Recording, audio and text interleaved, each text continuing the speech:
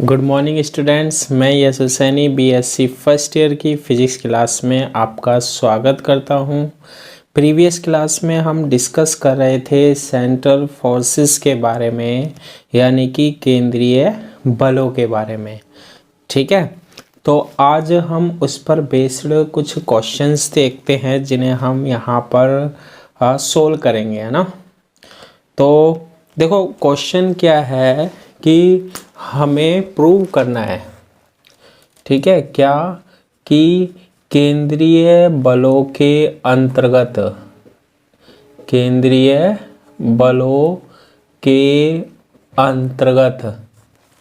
गति के समीकरण ज्ञात करो। गति के समीकरण ज्ञात करो, ठीक है। ये हमें क्या करना है, प्रूव करना है ना।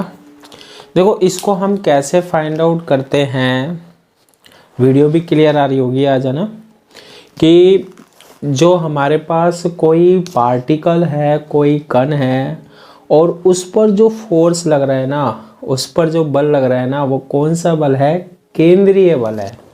तो उस कंडीशन में जब वो कण गति कर रहा है तो उसको हम इक्वेशन के द्वारा, समीकरण के द्वारा व्यक्त करते हैं ना। वो समीकरण हमें बनाने हैं आज की क्लास में, ठीक है। तो वो समीकरण हम कैसे बनाते हैं भाई, वही तो देखने वाली चीज़ है ना। तो केंद्रीय बलों के अंतर्गत गति के समीकरण हमें बनाने हैं।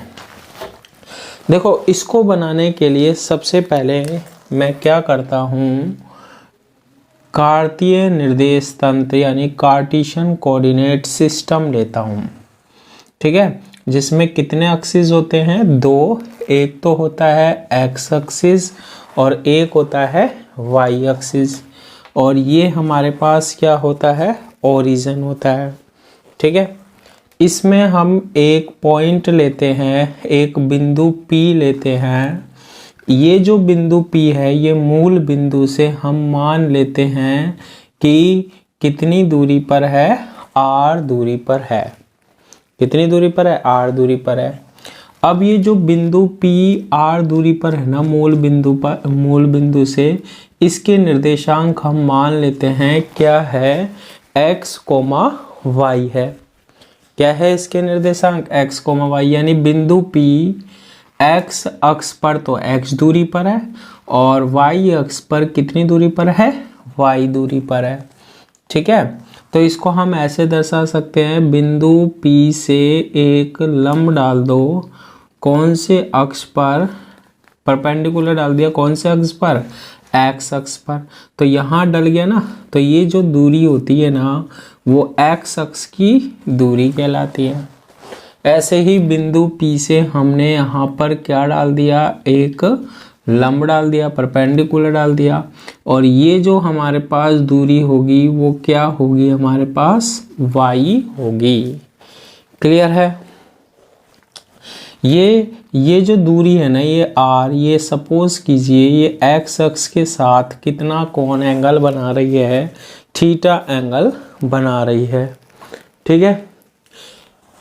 इस पॉइंट का नाम मैं दे देता हूँ पॉइंट A, और इसको दे देता हूँ मैं पॉइंट B, ठीक है। अब ये कण है बिंदु P पर, कोई भी कण, कोई भी पार्टिकल किस पर है, बिंदु P पर है ना। अगर ये गति कर रहा होगा तो उस स्थिति में इसको हम किसके द्वारा व्यक्त करने वाले हैं, समीकरण के द्वारा, है ना। तो क्या किया हमने, x एक्सिस लिया, y एक्सिस लिया, एक बिंदु P लिया, मूल बिंदु से ये r दूरी पर है, x अक्ष के साथ थीटा एंगल बना रहा है, ठीक है। बिंदु P की x अक्ष पर दूरी क्या है, x है, y अक्ष पर दूरी कितनी है, y है।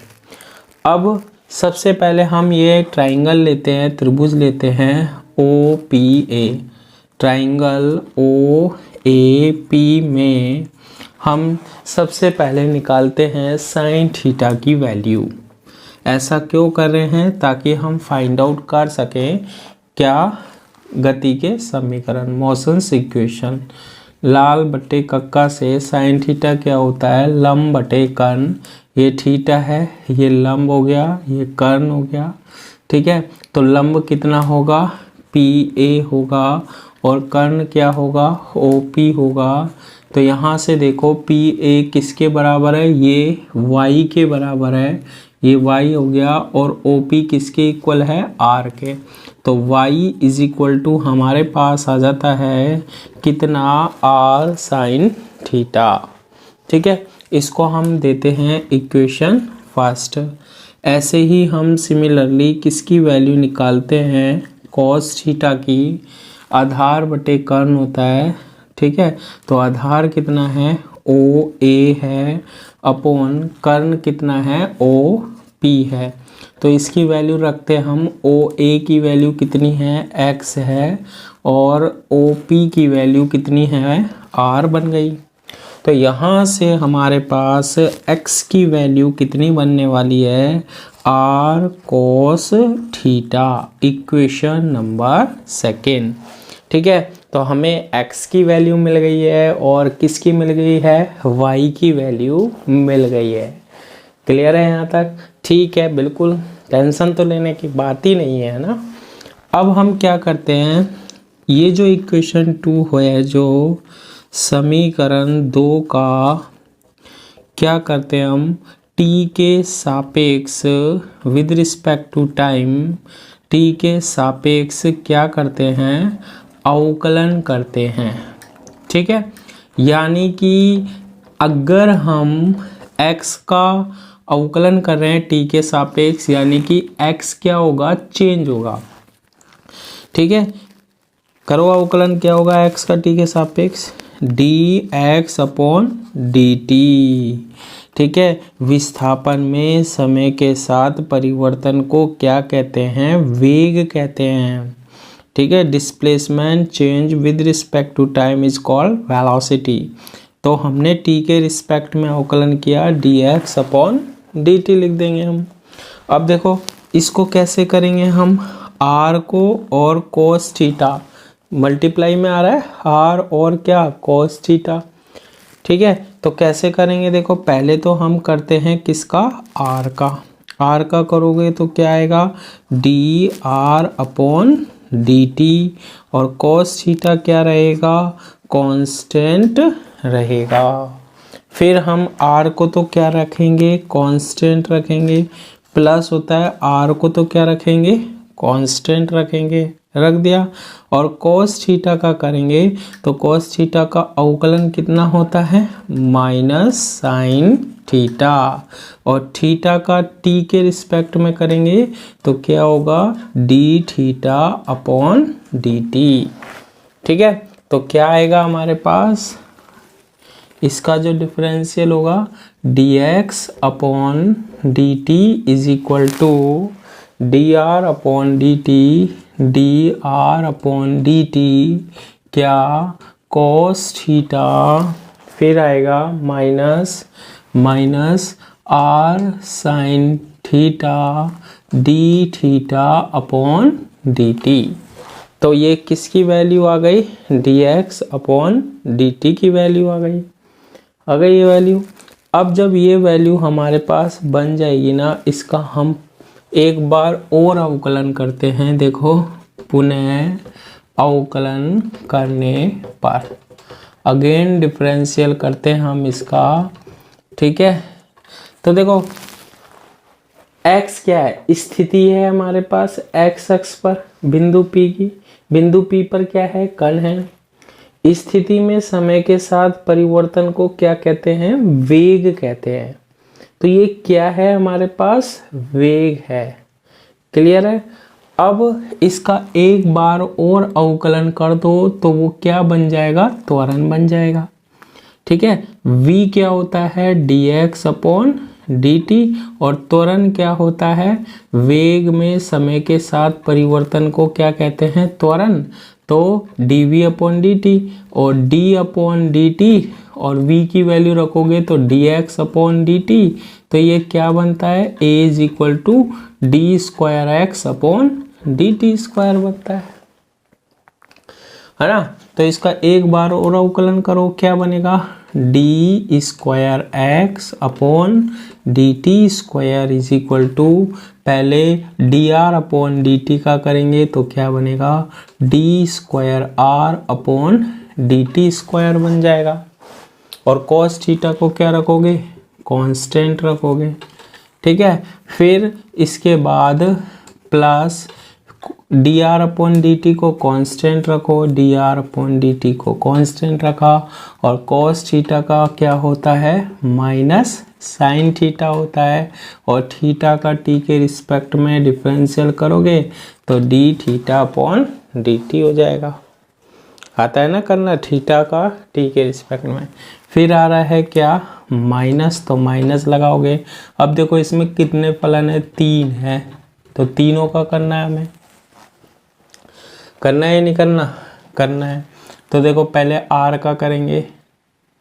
ठीक है, आर का करोगे तो क्या होगा, D are upon D T sine theta constant रहेगा, D theta upon D T भी क्या रहेगा, कांस्टेंट रहेगा। ये माइनस बाहर है, फिर लगाया मैंने क्या, प्लस। ठीक है, अब आर कांस्टेंट रखना है, आर मैंने कांस्टेंट रखा। अब साइन थीटा का करो, साइन थीटा का क्या होता है, कॉस थीटा, फिर थीटा का भी करना होता है D theta upon D T, और ये D theta upon D T तो पहले से ही है, D theta upon D T, plus R का कर लिया, आर कांस्टेंट रखो। अब साइन थीटा का हो चुका है, साइन थीटा कांस्टेंट रखो, और D theta upon D T का अवकलन करोगे तो D square theta upon D T square बन जाएगा। तो कुछ नहीं करना, इनका क्या करना है, अवकलन करना है, जो कि मैथ में पढ़ते हो। ये 3 फलन का गुणा जाए, ये 2 फलन का, एक स्थिर रखो बाकी 2 का कर दो, फिर दूसरा स्थिर रखो बाकी दोनों का करना है। ठीक है, इसको हम सोल्व करते हैं। देखो D square X upon D T square is equal to, ये बनेगा D square are upon D T square cos theta, ये माइनस बाहर आएगा, माइनस साइन थीटा, और ये क्या है, D are upon D T और D theta upon D T. फिर इसके बाद ये माइनस जाएगा, minus D are upon D T sine theta D theta upon D T, ये भी माइनस अंदर जाएगा, minus R cos theta D theta और डी थीटा का क्या, होल स्क्वायर बनेगा। और फिर ये भी माइनस अंदर जाएगा, minus R sine theta D square theta upon D T square बन जाएगा। बनेगा या नहीं बनेगा, बिल्कुल बन जाएगा। अब अरेंज कर लेते हैं इसको अपने हिसाब से। ठीक है, क्या कर लेते हैं, अरेंज कर लेते हैं। देखो कैसे करते हैं, सिंपल मैथमेटिक्स है, इसमें तो हम कुछ कर भी नहीं सकते, बहुत ईजी है ना। देखो D square X upon D T square is equal to, सबसे पहले हम कौन सी टर्म ले लेते हैं, कोस थीटा वाली। देखो कोस थीटा इसमें भी आ रहा है, ठीक है, और कोस थीटा हमारे पास, कोस थीटा इसमें भी आ रहा है, इसमें आ रहा है ना, इस टर्म में आ रहा है। दोनों में से क्या कॉमन ले लिया, कोस थीटा कॉमन ले लिया, कोस थीटा हमने कॉमन ले लिया, तो यहाँ से क्या बनेगा, D square are upon D T square ले लिया। फिर इसके बाद आता है क्या, माइनस आर कोस थीटा हमने यहाँ पर कॉमन ले लिया, तो क्या बनेगा, D theta upon D T का क्या, होल स्क्वायर बन जाएगा। बनेगा या नहीं बनेगा, बिल्कुल बन जाएगा। अब इसके बाद बाकी देखो, ये भी साइन थीटा है, ये भी साइन थीटा है, और ये भी, तीनों में से क्या कॉमन आ रहा है हमारे पास, साइन थीटा आ रहा है। साइन थीटा भी मैं कैसा ले लेता हूँ, माइनस का साइन थीटा कॉमन आ रहा है। अब देखो sign theta D R upon D T, D theta upon D T, D R upon D T sine theta D theta upon D T, ये एक ही पद है या नहीं है। पहले मैं इस पद को ले लेता हूँ, साइन थीटा हमने इसमें से क्या ले लिया, कॉमन ले लिया। अगर हम साइन थीटा इस पद में से कॉमन लेते हैं, या फिर देखो ये पद और ये पद, sign theta D R upon D T, D theta upon D T, sine theta D R upon D T, D theta upon D T. Sine theta तो बाहर आ गया, ये 2 बन गया, तो कितने पद हो गए, 2 D are upon D T, D theta upon D T, 2 D are upon D T, D theta upon D T. और इसमें से भी साइन थीटा हमने कॉमन ले लिया, तो क्या बनेगा, plus R D square theta upon D T square. ठीक है, तो ये आ गया हमारे पास क्या, D square X upon D T square आ गया। ठीक है, इजी है निकालना, इसमें कुछ करना नहीं है, आराम से आप बस ऐसे क्या कर सकते हो, बना सकते हो। ठीक है, इसे हम देते हैं इक्वेशन नंबर 3 आ जाएगी, इक्वेशन नंबर 3। अब देखो, जो हमारे पास समीकरण 1 थी, y इज इक्वल टू क्या, आर साइन थीटा, यही थी, y is equal to R sine theta. समीकरण 1 का भी हमें क्या करना है, 2 बार t के सापेक्ष डिफरेंशियल करना है, अवकलन करना है। ठीक है, तो जब समीकरण 1 का 2 बार अवकलन करेंगे, पहली बार करेंगे तो dy अपॉन डी टी आएगा, और दूसरी बार करेंगे तो D square Y upon D T square आएगा। तो यहाँ x था, यहाँ क्या आएगा, D square Y upon D T square आएगा।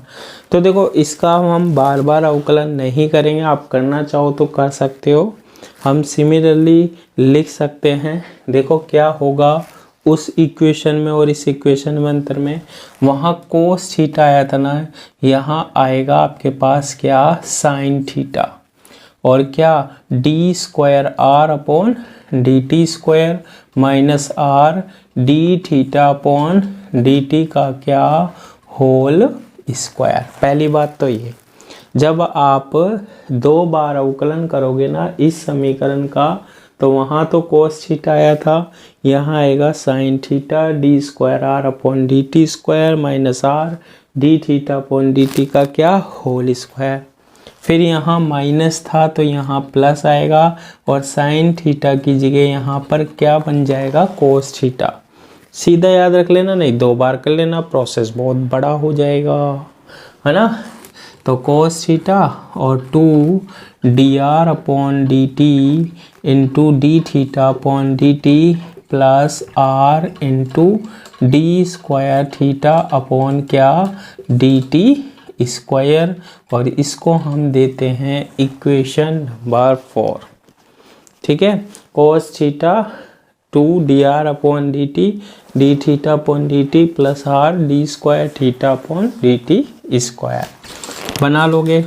अब ये देखो, ये समीकरण है क्या, x है और ये y है, कोई कण है, ठीक है, उसकी स्थिति x पर है, तो वेग क्या होगा, dx अपॉन dt, खूब अच्छे से जानते हैं हम।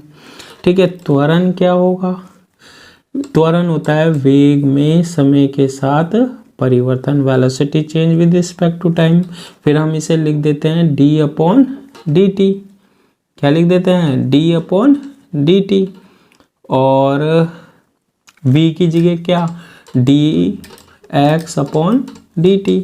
तो ये d इंटू डी क्या बनेगा, D square X upon D T square, D T into D T, यानी कि ये 2 बार अवकलन जो है वो किसको व्यक्त करता है, त्वरण को व्यक्त करता है। ठीक है, तो ये x अक्ष की दिशा में त्वरण है, ये y अक्ष की दिशा में एक्सेलरेशन है, त्वरण है। तो एक तो हमने निकाला x अक्ष की दिशा में त्वरण, और एक निकाला y अक्ष की दिशा में त्वरण। आई बात समझ में। तो टोटल त्वरण जो होगा, टोटल एक्सेलरेशन जो होगा, वो क्या होगा, a is equal to A X I cap plus A Y J cap.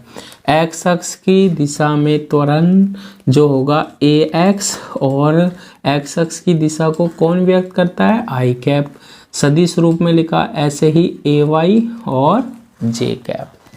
ठीक है, इसे हम ऐसे भी लिख सकते हैं, त्वरण जो होगा ना वो क्या होगा, D square X upon D T square, और एक्स अक्ष की दिशा को कौन व्यक्त करता है, I cap, and D square Y upon D T square. ठीक है, ए वाई त्वरण ही होता है क्योंकि हमने दी भी मांगना था, एक्स अक्ष की दिशा में त्वरण प्लस वाई अक्ष की दिशा में त्वरण, और आई कैप क्या व्यक्त करता है सदिश रूप में, एक्स अक्ष की दिशा, और जे कैप वाई अक्ष की दिशा। और इसे हम इक्वेशन नंबर क्या दे देते हैं, 5। तो हम टोटल त्वरण लिख सकते हैं कण का। तो इसके लिए हम क्या करते हैं, समीकरण 3 व 4 से क्या रखने पर, मान रखने पर, वैल्यू रखने पर। ठीक है, तो रखते हैं हम वैल्यू, देखो क्या होगा, ए वेक्टर इज इक्वल टू, इसमें रखे D square X upon D T की स्क्वायर की क्या आएगी, देखो कोस थीटा है, कोस थीटा लिख दिया, D square are upon D T square लिख दिया, minus R D theta upon D T का होल स्क्वायर लिख दिया, फिर आ रहा है माइनस साइन थीटा और 2 D are upon D T into D theta upon D T plus R D square theta upon D T square. आ गई बात समझ में, बिल्कुल आ गई। ये किसकी वैल्यू है, ये पूरी की पूरी हमारे पास D square X upon D T square की वैल्यू है, और ये किससे मल्टीप्लाई है, देखो आई कैप से। तो आई कैप से क्या कर दिया हमने, मल्टीप्लाई कर दिया। फिर आता है plus D square Y upon D T square, ये D square Y upon D T square की वैल्यू, इसे भी ब्रैकेट में लिख लेते हैं हम। क्या है हमारे पास, साइन थीटा और D square are upon D T square minus R D theta upon D T का whole square plus cos theta 2 D are upon D T into D theta upon D T plus R D square theta upon D T square, और bracket के बाहर कितना बनेगा, जे cap बन जाएगा। है ना, बहुत इजी। अरे इजी होगा तो अच्छी बात है, और नहीं होगा तो बना देंगे हम। ठीक है, तो वो तो कोई बड़ी बात नहीं है। तो इतना हम इसको क्या कर लेते हैं, बना लेते हैं। अब इन इक्वेशन को और सोल्व करना है हमें। ठीक है, ये यहाँ से हटा देते हैं हम। अब ये जो इक्वेशन लिखी है ना, बड़ी सी महान सी, इस इक्वेशन को हमें क्या करना है, सोल्व करना है। तो ए वेक्टर इज इक्वल टू, त्वरण कैसी राशि होती है, सदिश राशि होती है। ठीक है, सबसे पहले हम क्या करते हैं, इसमें जो हमारे पास पद आ रहे हैं इनमें, है ना, इसमें सेम सेम क्या है, देखो ये दिख रहा है, ये D square are upon D T square minus R D theta upon D T का होल स्क्वायर, है ना। ऐसे ये भी है, ये D square are upon D T square minus R D theta square upon D T, है ना। अब दोनों को कॉमन ले ले, एक तो सारे प्लस माइनस में, तो सब में एक इसमें से और इसमें से कॉमन लेता हूँ मैं। क्या कॉमन ले रहा हूँ, D square are upon D T square minus R into D theta upon D T का होल स्क्वायर हमने क्या ले लिया, कॉमन ले लिया इसमें से। तो देखो इसमें से क्या बनेगा, आई कैप गुना है, तो ये बनेगा कोस थीटा आई कैप। क्या बचेगा हमारे पास, कोस थीटा आई कैप बचेगा। क्या बनेगा, कोस थीटा आई कैप। इसको अगर ऐसे दो ब्रैकेट लग रहे हैं तो इसको आप ऐसे लिख लो, ये हमने क्या ले लिया, कॉमन ले लिया। इसमें से और इसमें से, यहाँ से बनेगा cos theta I cap multiply में, इसलिए cos थीटा आई कैप, और यहाँ से बचेगा sin थीटा और जे कैप मल्टीप्लाई में प्लस sin थीटा जे कैप। ले लोगे कॉमन? बिल्कुल ले लेंगे। अब कौन कौन से पद बच गए? मैथ के स्टूडेंट्स हो तो ये तो पता होना चाहिए। अब देखो ये और ये दो बच गए, इन दोनों में से मैं कॉमन लेता हूँ। देखो प्लस प्लस आ रहा है, क्या कॉमन ले लूँ दोनों में? ये सेम आ रहा है, क्या 2, फिर आ रहा है D are upon D T, ठीक है, D theta upon D T plus plus R D square theta upon D T square. ये मैंने क्या ले लिया? कॉमन ले लिया। अगर ये कॉमन ले लेता हूँ तो मेरे पास क्या बनेगा? देखो यहाँ आई कैप, इससे साइन थीटा बच रहा है और आई कैप मल्टीप्लाई में है ना, तो ये तो कॉमन ले लिया दोनों में से, इन दोनों में से देख रहे हैं हम, तो ये बनेगा माइनस साइन थीटा क्या आई कैप, और यहाँ से क्या बचेगा? cos थीटा और मल्टीप्लाई है जे कैप से, प्लस cos थीटा जे कैप, ये बच जाएगा हमारे पास। ठीक है, सीधा सिंपल है, कॉमन लेना आना चाहिए। अगर ऐसे पता नहीं लगे तो आप बिल्कुल, वैसे तो ऐसे पता लग जाना चाहिए, अब आप बड़े हो गए हैं ना। अब देखो हमारे पास एक निर्देश तंत्र होता था, कौन सा? कार्तीय निर्देश तंत्र, जिसमें हम x y z की बात करते थे।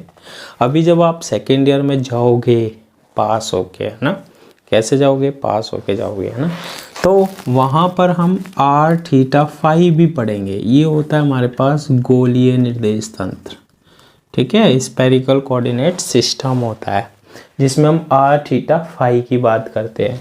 तो इन दोनों निर्देश तंत्रों के बीच में क्या होता है? संबंध होता है, और वो कैसे दर्शाते हैं वो मैं आपको बताता हूँ।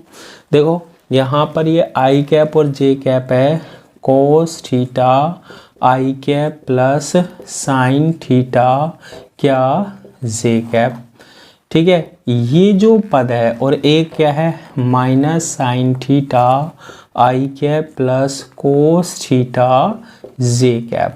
दो पद दिखाई दे रहे हैं ये, ठीक है। एक पद को तो मैं किसके इक्वल मानता हूँ? ये एकांक सदिश, ये एकांक सदिश, ये होता है आर कैप के इक्वल, और ये आई कैप जे कैप ये थीटा कैप के इक्वल, ठीक है। एक तो आर कैप के इक्वल और एक थीटा कैप के इक्वल। ये होता है हमारे पास त्रिज्य एकांक सदिश। इसे क्या बोलते हैं हम? त्रिज्य एकांक सदिश, और इसे बोलते हैं हम कोणीय एकांक सदिश बोलते हैं। क्लियर है? एक को तो बोलते हैं त्रिज्य एकांक सदिश और एक को बोलते हैं हम क्या? कोणीय एकांक सदिश। इन दोनों में संबंध होता है तब निकल के आता है। यहाँ पर तो आपको ऐसे ही ध्यान रखना पड़ेगा। बन गया ये? बिल्कुल बन गया। तो अब लिख सकते हैं हम ए सदिश जो है वो किसके इक्वल आएगा? देखो D square are upon D T square minus R D theta upon D T का होल स्क्वायर, ठीक है। और cos theta I cap plus sine theta R cap लिख सकते हैं, प्लस यहाँ पर होगा 2 into D R upon D T into D theta upon D T plus R D square theta upon D T square, और minus sine theta I cap plus cos theta J cap की जगह हम लिख देंगे क्या? Theta cap. Clear है?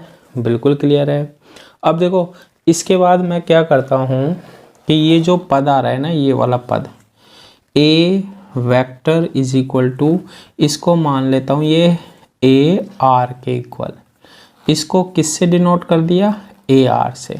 और एकांक सदिश कितना है? R cap. इस पूरे को मैंने डिनोट कर दिया ए थीटा से, और एकांक सदिश कितना है? Theta cap. और इसे हम डिनोट करते हैं इक्वेशन नंबर 5 से। आ गई बात समझ में? अब मैं लिख देता हूँ ए आर क्या है, ए थीटा क्या है, जहाँ ए आर मैंने क्या माना है? D square are upon D T square minus R D theta upon D T whole square, और ए थीटा मैंने माना है 2dr upon D T into D theta upon D T plus R D square theta upon D T square. ठीक है, 2 into D R upon D T into D theta upon D T plus are into D square theta upon D T square बन जाएगा।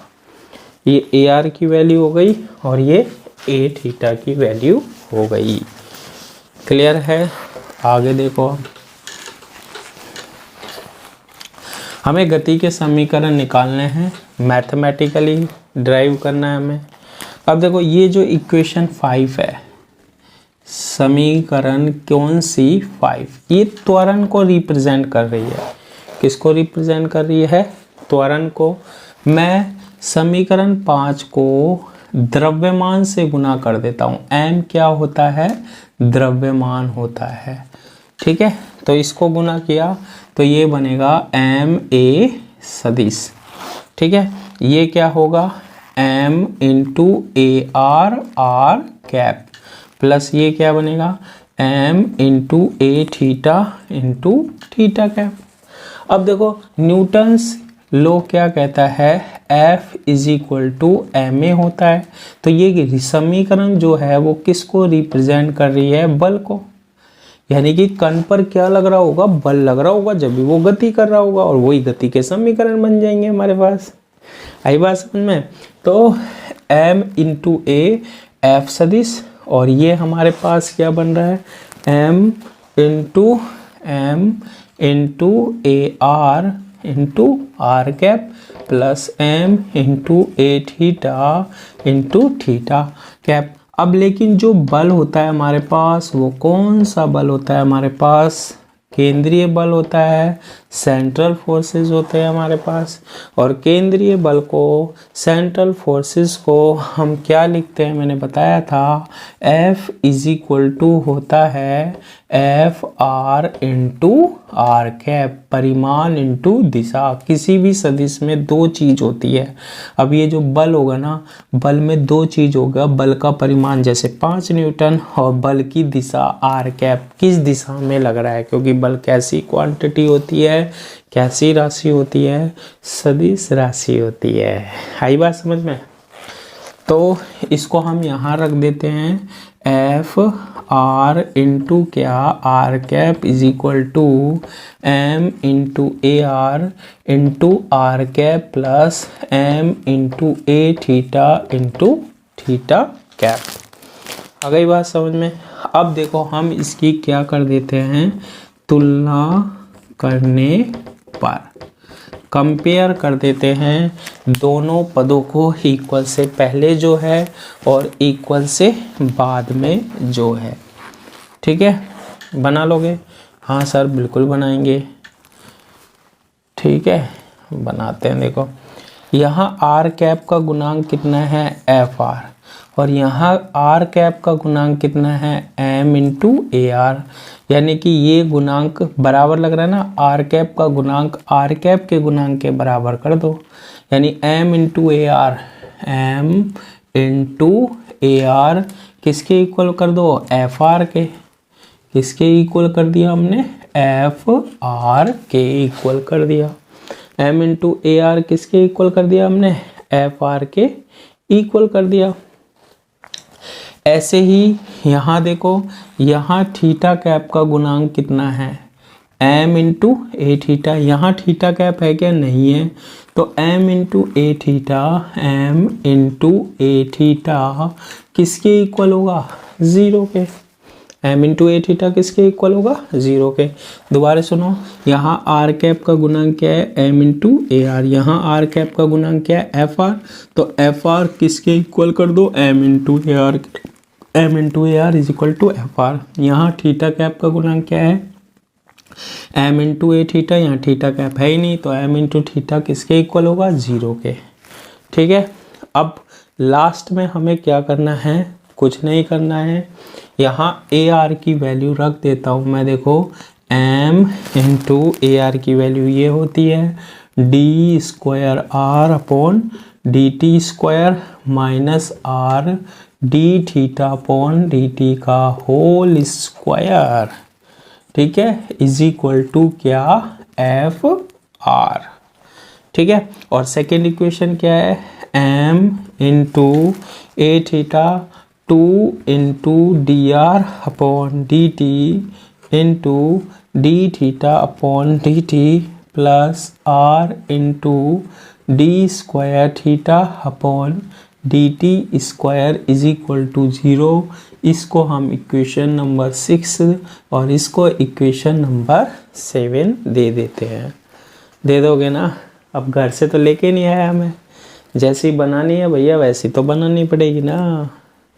ठीक है, ये जो समीकरण 6 और 7 है, समीकरण 6 व 7 केंद्रीय बलों के अंतर्गत, केंद्रीय बलों के अंतर्गत किसके समीकरण हैं, गति के समीकरण हैं। तो पेपर में एग्जाम में पूछा जाता है, आपको ऐसे ही करना है। ठीक है, तो आज की क्लास के लिए इतना ही। Thank you.